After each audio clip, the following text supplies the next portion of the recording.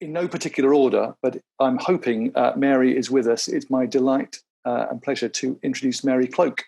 Mary, are you here? Thank you. I'm delighted to be part of Culture Reset, and I think it's an amazing opportunity I've found not to waste this urgent moment. So the programme has really got me thinking about how to shift our working culture at Blue Coat and further afield in Liverpool. Sorry, could I have the first slide, please? Great. So as you can see, it's a long-established arts organisation, and so change in such institutions is sometimes difficult. So I'm going to share at this point a very personal response and early thinking about what conditions would need to be in place to expedite the process of change at a place like Blue Coat at this time. These are my very early thoughts. I have to say at the outset, ruminations really, and ideas that are emerging. Zara, could I have the next slide, please?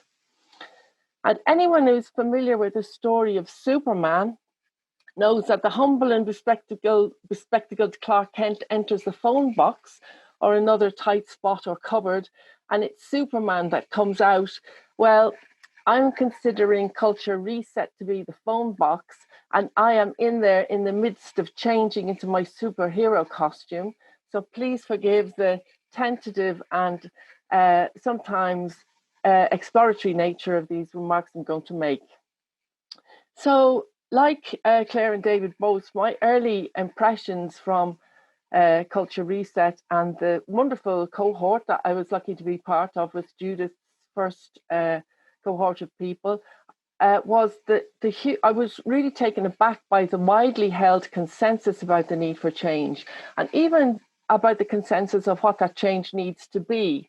I don't need to rehearse here because it's been done very well elsewhere what the environment for change has been. It's all been well rehearsed, but I think with all the issues that are facing both the arts sector and the world, there's an express need by all of us in the arts to have agency in this environment and to address both the problems themselves in the world, in society, but also to ensure that the world of the arts isn't part of the problem, but is part of the solution. And that was a real revelation for me, the level of consensus.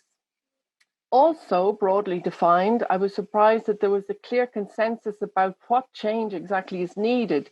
And I think it's very clear that it's about that shift in who curates, who gets to make artistic decisions, who has the control of the resources to shape the cultural life of our country. And there's now an urgency about that need to make a shift from the authorial artistic leadership that we've become used to a distributed and diverse and inclusive new form of artistic leadership. So the destination is clear, and I think the central question for the programme for me has been how. How are we going to make 2021 look very different from 2019? How are we going to bring this more distributed model of leadership into existence? I don't think there's a clear path as yet for this process of change, for passing on this baton. Despite that huge consensus, I think it's very challenging about how to make those small steps to make sure that real change is permanent. And I've been given some thought about what the blockages and hurdles what might be, and what the policy responses what are the policy responses that might be needed. I think a major issue is the stretched nature of leaders and teams and organisations when there's so little time for this key task of collective reflection. Zara, could I have the next slide, please? Yes, so I've chosen the image of Doctor Who's TARDIS, which defies the laws of physics to encapsulate eons of space and time in a structure about the same size as Superman's phone box, because I feel that one of the most important interventions that Culture Reset has made, and it just can't be the end of this, is to force us to make time to create and shape our future together. But reflecting in this Culture Reset TARDIS, three ideas have come about ways in which I'm certainly going to try and work towards a solution to leverage the kind of change we need. And the first is the huge potential for new types of fruitful and mutually beneficial relationships between freelancers, independent artists, creative practitioners on the one hand, and institutions on the other. But that complex and interwoven web of trusting interrelationships and knowledge that we need to make this absolutely sing and to not have that exclusionary atmosphere that David and Claire both spoke about at the beginning, it's just not there. And during the lockdown, I feel that as organizations, we did not serve the cohort of independents well. So something about making those relationships a priority and making them work. The second, and I find myself very guilty of this as an issue, is tendency, I feel, to seize on simple solutions. For example, branded methodologies. If like this methodology is amazing, if only we could encourage more organizations to, for example, co-commission, or if we could see more co-creation, it would be easier to create the dialogues we need with communities of place and interest to negotiate a way forward. But it's often a bit more complicated than that. And we need to look more closely, I feel, at the continuum of artistic engagement, from engaged spectator at the one hand to full-blown maker and creative on the other. Simple solutions will not serve us well. And the third area, and this is where I think it's the most important one for me right now, and it's a question I would like to ask the Assembly. It's about the culture of the arts community and arts organisations. It's a question really, are we part of an individualist culture, having a need to stand out, to be seen, to be a hero? Do we describe what we have to do in terms of a solitary hero, in terms of the hero's journey? And Claire, even I think your comment about the chaos pilot, I feel this idea of somebody who's leading, who's out there in front, I think that's something that's going to hold us back. And I just really would welcome other people's views on this, and if there's an agreement of how we might address it. I think it's difficult. Hierarchies of heroes have been embedded in our institutions since their foundation. Changing the cultural leadership we have will take time if it is to be done thoroughly. And if we are to change the culture of our artistic direction, the decision-making systems that we have, I think we're going to need to look very carefully at whether we have this culture of the individual within our ways of working. What we do need is creative and lateral thinking, as opposed to the hierarchical thinking that comes from the cult of the hero. And next slide, please, Zara. And I think there are other models. We have distributed leadership, often identified with women. And next slide, please, Zara. And then we've got extremely inclusive leadership. This is an image of Jade Montserrat's work. When she makes an installation or an exhibition, she says it's not complete until people come in and sit in the spaces she's created to make the work. And that's the motif I'd like to carry forward in reflecting further post-Culture Reset. Thank you very much. Mary, thank you. That was fantastic. Thank you very much. I'm going to move on, encourage us to put any questions that we've got for Mary in the chat, capital letters question to Mary, and then put that in the chat. We'll do our best to get to those in a moment. But we're going to move straight on and introduce Jonny Cotsen. Jonny, hi. Hi there. Can you hear me? Yep. Brilliant. Great to be here. Thank you for asking me. 5 years ago, in September 2015, I walked into the Art Council of Wales and met with an officer. I told her that I wanted to create a cultural space led by deaf people in Wales. I asked her how she thought it might be possible. She was really negative about the idea. In part, her response showed a lack of understanding about deaf artists in Wales, our need, our access requirement. But if I'm honest with myself, I probably wasn't quite ready. The mountain was bigger than I thought, and I needed to be better prepared for the climb. I left with the feeling that my vision wasn't possible. But that setback was a turning point for me, a moment which propelled me into a new journey to focus on making it happen. So I learned sign language, something I've never done before, despite being profoundly deaf in birth. I spoke to a lot of people in the art sector. I volunteered with theatre organisations. I participated in even I participated in the workshop, even though they weren't always accessible to me. Then I got more proactive. Despite the challenges, I began running inclusive workshops in schools, universities, drama youth club, wherever I could. I even set up a deaf theatre club in a venue in Cardiff, the first in Wales. And then I began performing, telling my story, my authentic experience, not as a trained actor, which I'm not, but as an artist. That eventually led to the Edinburgh Fringe last year, which seemed like a world away now. I did anything which happened before Corona. I only took the plunge to perform because I felt it was the best way to reach out to marginalised and disadvantaged community, to begin a conversation. As a deaf person growing around hearing people, I would never encourage to perform. Sometimes even I would actively discourage. So I never had any self-belief when it came to performing.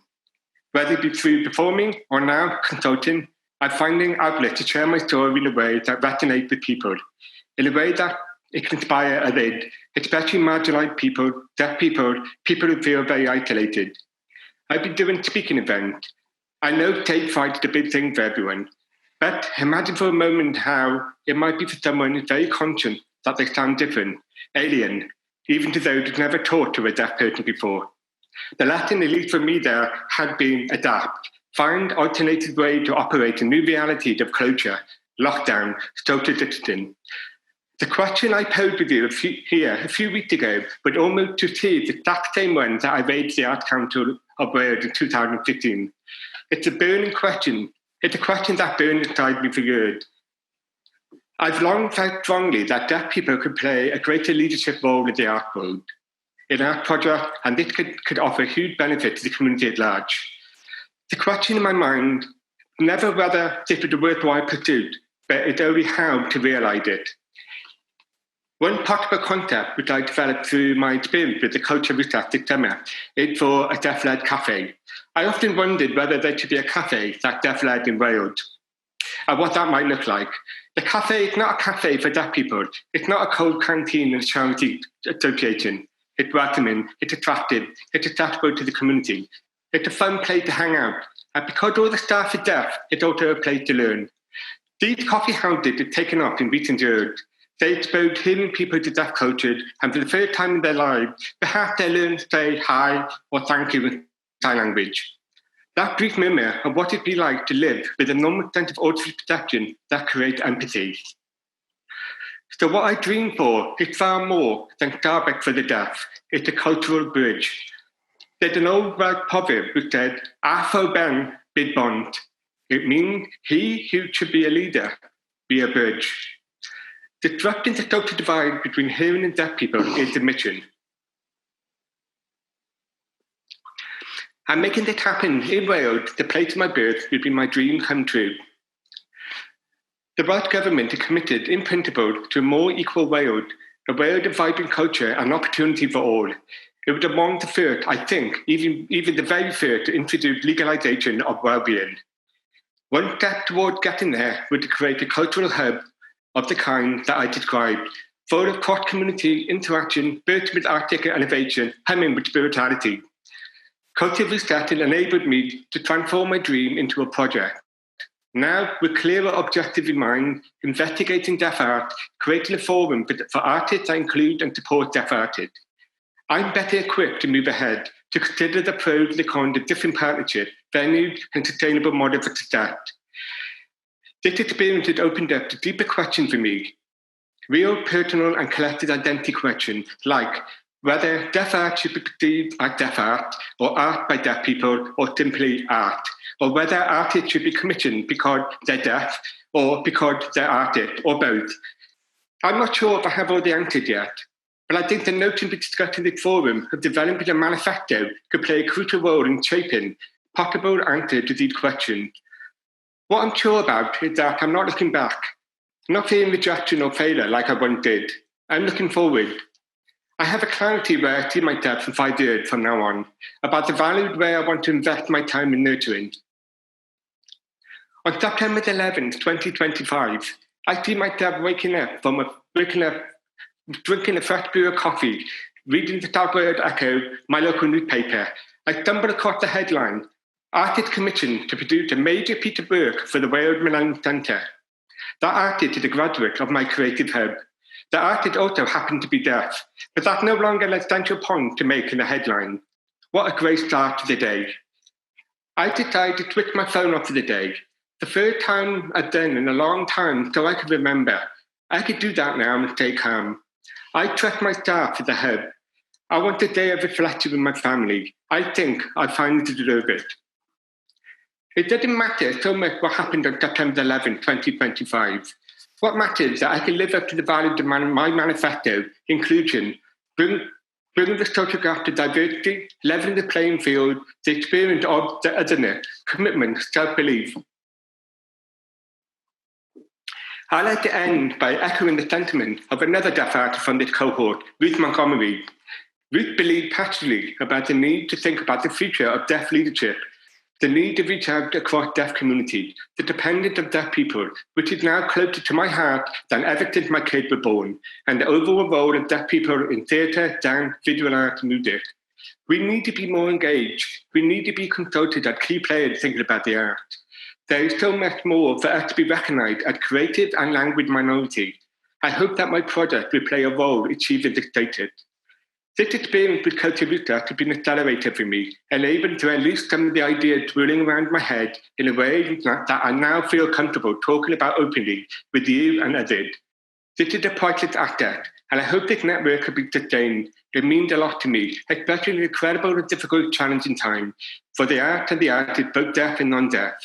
Diolch, thank you, and I hope to see you in the first ever deaf-led World Cultural Hub soon. Diolch, Jonny, thank you for that. Wonderful, absolutely wonderful. So we're going to continue to capture questions for Jonny and for Mary and others in the chat, but we're going to move on straight away to Alison Buchanan. Alison, hi. Hi everyone. I just want to thank Gregory Nash and my wonderful cohorts. So I am the artistic director of Pegasus Opera Company. I started Culture Reset feeling like a fish out of water, berating myself for what I saw as my inability to speak like the others or think like the others. But then I had this big aha moment. And I realized I don't have to speak or think like anybody else. In fact, people need to think and talk a little bit more like me. You see, when it comes to diversity, which you all spend a lot of time talking about, I am it. As an opera singer, I have spent my working life trying to get a seat at the table. I have been on that table a few times, but mostly just for takeaway. We don't have the luxury of waiting for a random invitations to partake. So we at Pegasus create our own table. And like every Black family I know, we have overcooked. So now we have room for others to come. And some of them are bringing their own food.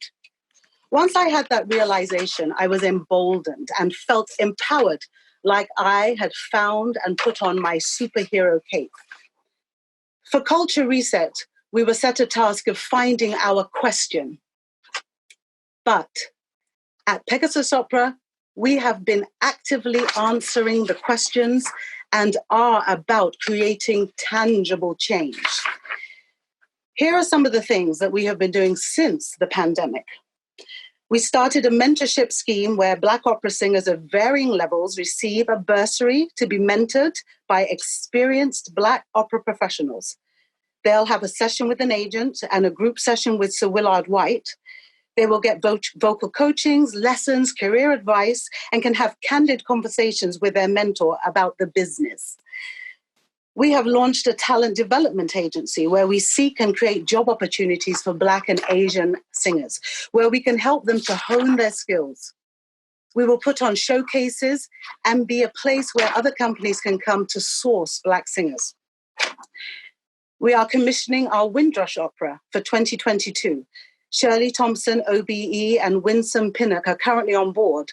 We have had much interest from other companies who want in, and we intend to tour this opera, which will be accompanied by educational modules and an exhibition. When George Floyd was murdered, we brought together singers from the UK, from America, and other countries, all Black singers, to sing the Pegasus Battle Cry, a piece called Make Them Hear You from Ragtime. It's on YouTube. Furthermore, we tweeted asking British opera companies to stand with us, which of course they said they did. So we took it a step further. We challenged them saying, nothing will change unless we start to have uncomfortable conversations and you start hearing our truth from our perspective. We are tired of the lip service. This is where you are failing, and we laid it all out, inviting companies to come and have a real and open dialogue with us. As a consequence, we have been having amazing conversations with companies such as Glyndebourne, Royal Opera House, Neville Holt, and we are busy creating partnerships, developing practical and tangible ways that they can help our artists. On a side note, the conversations I have been having since I put on my superhero cape are very different to the ones I had at the beginning of Culture Reset, because I no longer feel the need to posture and try to measure what I say for other people's comfort. That is so liberating. I have a question for you. When Black Lives Matter stops trending, what will you do? Will you still want to talk about change? Will you still care? Then there's Rule Britannia, or there's the Rule Britannia debate, which I have sung Rule Britannia many times in proms around the country. I dislike that slave line, but not enough to not sing it and forfeit my fee. Oftentimes, I just pretend to sing it and wave my flag more furiously. So I decided that Pegasus should have an artistic response to this debate. I'm going to put on one of my Union Jack gowns, sing Rule Britannia, and then we'll create a mashup and a reimagined version. I have even written my first rap. We will involve grime artists and invite other people to reimagine with us. Lastly, I hate that BAME word and refuse to put in a box that is convenient for white people and whatever agenda. So Pegasus Opera will no longer use that term, and we are now deciding what we want to use instead. At Pegasus Opera, we nurture, advocate, and agitate. I find the establishments spend too much time pontificating, data collecting, and theorizing. One of my team found an article written 16 years ago where I spoke about my various frustrations being a Black opera singer in England. The same frustrations the new generations face today. As a child, I would come up with elaborate ways to get out of homework and chores. My mother would say, stop talking and get on with it. So I will end by thanking Culture Reset for giving me the space to find my superhero cape. And with urging you to stop talking, get on with it. Invite more varied people to your big table. And if you want to come and share the food on our table, you are more than welcome, but we are the main dish. Thank you. Fantastic, Alison. That is terrific. I love the superhero outfit. I love stop talking and get on with it. We're just going to have a 10-second pause while we switch our BSL interpreters. Alison, thank you. That was great. That was terrific. We're going to move on again, and it's my delight to introduce Simon Casson. Simon. Hi, everyone. I'm Simon. I haven't prepared anything. I haven't written anything down. I just wanted to say that I was quite grateful to have the opportunity to think about these kind of things. You seem to be so busy all the time, kind of delivering, doing shows, being right in the kind of centre of it. I never really seem to get the chance to think about the bigger picture. And then, these big things happened this year, like the COVID thing and Black Lives Matter, and it's changed everything. And sort of thank God it's changed everything as well. And it was really good to have the opportunity to just kind of think about what we were going to do. I've been doing this for 25 years, just making it up as I go along. Lucky to get quite a bit of funding and, but kind of so busy putting it on that I don't really get a chance to kind of stand back and think about it.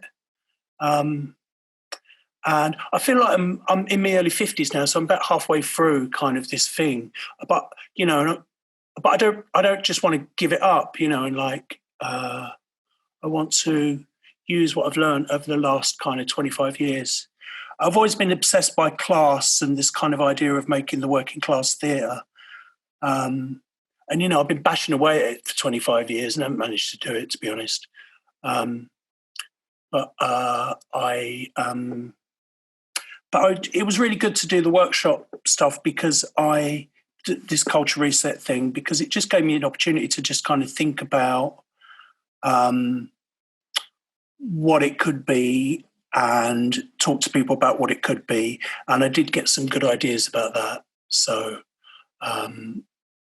yeah, that's all I got to say. Thank you. Thank you, Simon. Thank you so much. Thank you, Simon. And we're going to move on to Lucy Davies. And Lucy, hi.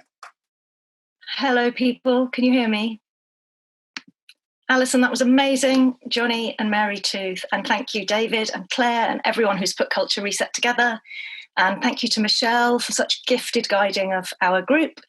And hello, listening friends. The group I was in had thinkers way more astute and radical and thoughtful and imaginative than I am. It was a really incredible group of people. But I have agreed to occupy this spot because Claire invited me to reflect on how you drive change from within an institution. I'm the executive producer at the Royal Court Theatre. I've spent most of my career within institutions. So I'm not speaking for my group, but my reflections here are massively enriched by them. And that fact that I am enriched by them is central to what I would like to say. We are an ecology. We make each other better. We advance when we all advance. So we're in phase 4 of the roadmap to reopening, so we can open our doors and we can make work, but we cannot operate as we used to. The great Bill Mitchell would say that we are in a liminal space, a space between states, the time between what was and the next. But instead of willing on phase 5 for full houses and for work as we know it to resume, this liminal space is a critical gift. Now, when the conditions are so impossible, is exactly when we can do the radical work. As Bolahan put it in our group, this is an opportunity for deliberate and intentional change, not just survival. As part of the fieldwork for my question, I talked to an architect and she said, social science, not just science, will determine our future. What will human beings insist upon? She asked. What will we insist upon? Now, those of us in institutions can often feel pretty beleaguered when we feel everyone insisting things of us. But during this time, we simply need to join in and insist upon things too. Now, while the conditions are so impossible, while everything is so vulnerable, while we are in this liminal transition space, insisting is an essential and positive act towards change. In 5 minutes, how can I capture all of my thinking about radical institutional change? So for today, I just want to talk about cultural ecosystems, guided by Gloria Steinem. We advance when we all advance. My culture reset question was about cultural ecologies. I'm interested in the idea of the 15-minute city and how culture is found and contributes to this model for sustainable, equitable towns, cities, and nations. I'm interested in how very different cultural things in a town or a city or a nation connect with each other and how we can connect better. David, in our group, talked of the cultural ecology as a forest. And this image of the forest has stayed very strongly with me.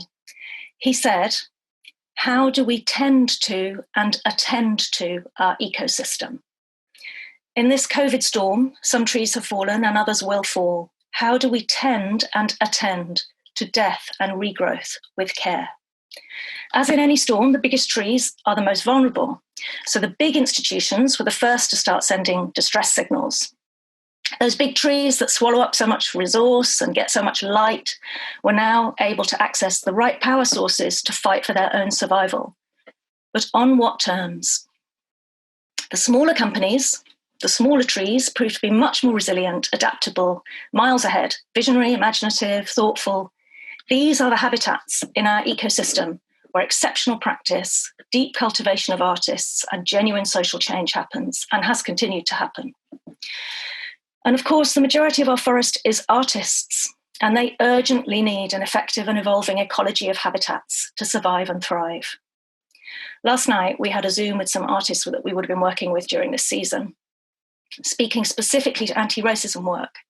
One of them said, she doesn't want to come back and make work in theatres until the change work is done.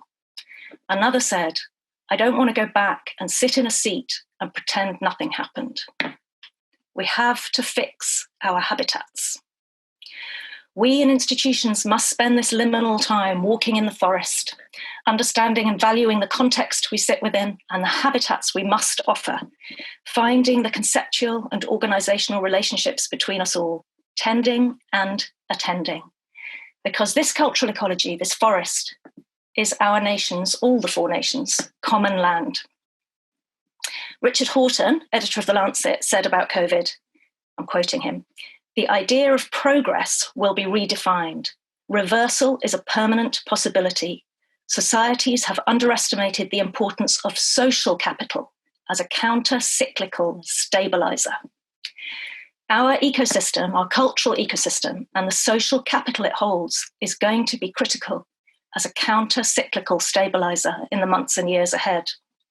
When jobs are lost, high streets are decimated, and social injustice is exacerbated, we can and must counter the economic upheaval with our collective social capital.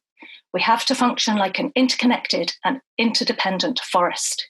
We have to be available to everybody as their common land. Thank you. Lucy, thank you. That was wonderful. Gloria Steinman, the late, great Bill Mitchell, thank you so much. It's really wonderful. I'm sure there are lots of comments in the chat. I'm sure there'll be questions too, but I'm going to continue to move us on. I'm sorry to do this at such pace. There's so much richness in all of your contributions. Alexa Ledecky is next. Alexa, hi. Hi. Thanks to everyone who's spoken so far and everyone who's here. My name is Alexa. For those who may not see me, I'm a 25-year-old white woman. I have short brown tufty hair and I'm wearing a black T-shirt, which I bought in the men's section. I'm excited to be here with everyone. I'm going to make 5 main points today, and it might be a little bit intense, but that's what I'm here for. My first point is it's all connected. Our planet's health, our physical health, our mental health, our community's health. And when I say our, I want to include everybody, and particularly Black, Asian, Latinx, and people of colour, and disabled people whose voices we really need to amplify. We need to weave it all together and act on all fronts and ignore that there's no capacity and there's no time rhetoric. There's no racial justice, climate justice, disability justice, or dismantling the patriarchy without social justice. We need to acknowledge this and connect these priorities into intersectional, unified plans of actions for the arts. We need to do it step by step, but keep it all on the agenda all the time. My second point is young people to the front, please. When I say this, I really don't mean it in an ageist way. People who were born before me have taught me so much and blown my mind with their resilience and their wisdom throughout my life, both on a professional and a personal level. What I want to say is we're here. We also know how to lead, and we know how to create, and we respect you. Trust us and give us some power as well. Look into upskilling us if you hire us. Consider flat or flatter rates across your team. Recommend and share young professionals across your network. If you do some classic cultural sector name dropping, name drop young people's names. Nina Simons wrote, find the leader for this moment and the future you want to build. The leader for what you need, not the patterns you're familiar with. My third point, digital isn't the full answer. Digital is exclusive. So many people don't have access to it for so many different reasons. And these people are the people we really need to reach out to. We need to make things happen offline. Find ways to meet in real life, safely, for everybody. Put on small outdoors workshops or shows or exhibitions. Send packages out to homes. We're all screen exhausted and we need tangible things. Maybe choose to reach less people with your digital art, but instead reach them better with something new and different. Serve communities by repurposing your venue or your building. Open it up for people to come have cups of teas or, I don't know, organise some community action. Be human and connect as individual beings. My fourth point is the good and the bad. We're basically currently going through a shitstorm. The internet has supported unifying important movements, but it's also become a bad news feed where people in groups captivate and activate others with their opinion. There's little space for sharing and respectful exchange. So what new, safe, productive spaces can we create for people to reflect together and bring their differences together? This will be the good and the bad. We have an opportunity to think carefully about how we use language to make sure it motivates people to act rather than cultivate feelings of fear and helplessness. We have an opportunity to prioritise the use of technology to make culture accessible to everybody, instead of using tech to only impress the senses. We have an opportunity to create new striking aesthetics that will amplify important, unheard, silenced stories. My last point is that we're the trailblazers. If we weren't, we wouldn't all be here right now. Arts and culture and the third sector, our values challenge capitalism and the harm that it does. We've got the power to inspire and connect people to go against the status quo and to tell new stories that make people rethink and act. There's a women-run theatre company called Pigfoot who power their shows with 2 bikes on a stage and don't use any venue lighting. Let's commit to create and programme radical new work like this now. Art that expresses the future that we seek, not playing it safe ever again because we should have stopped years ago. Representation matters. Be representative of race, disability, and gender in everything you do. And be real. I want to close this with a quote from Elif Shafak, who said, "Just as we need sisterhood against the patriarchy, we need otherhood against bigotry." Thanks a lot for listening. There's a lot more to say. I'm going to try and release some content following Culture Reset to share all the things that I've learned, and I'd really like to share it with all of you and others as well. So it would be great if you wanted to connect on social media. I'm going to put my handles in the chat, and I'll also put the handles for Diversity, the amazing company I work for. Please give us a follow as well. Cheers. Alexa, thank you. That was wonderful. And we will definitely make sure we share that content and other content you've got with the cohort and more widely. Thank you so much. That was fantastic.